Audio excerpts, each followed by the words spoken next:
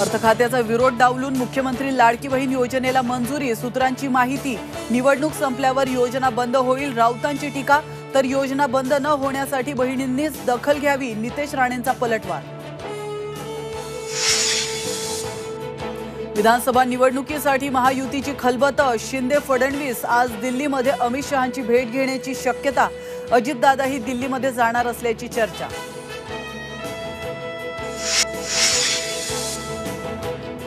शिखर बँक घोटाळा प्रकरणी अजितदादांच्या अडचणी वाढण्याची शक्यता। आर्थिक गुन्हे शाखेच्या शिफारशीवर आक्षेप घेत निषेध याचिका दाखल। अंत्यसंस्कारासाठी लाकडांचा वापर टाळा। हिंदू धर्म परंपरा बदलण्याची गरज। राज ठाकरेंच्या वक्तव्यावरून नवा वाद। सुधीर मुनगंटीवारांकडून समर्थन, तर भाजप आध्यात्मिक आघाडीचा कडाडून विरोध। शिक्षणाचा दर्जा सुधारण्यासाठी शिक्षकांना 6 महिन्यांचं प्रशिक्षण।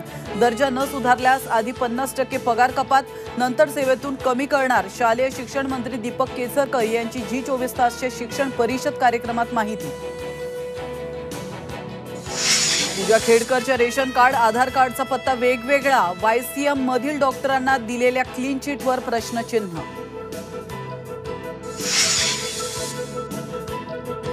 विद्यार्थ्यांच्या जीवाशी पुन्हा खेळ। मेळघाटातील झेडपीच्या शाळेत मिलेट्समध्ये आढळल्या अळ्या।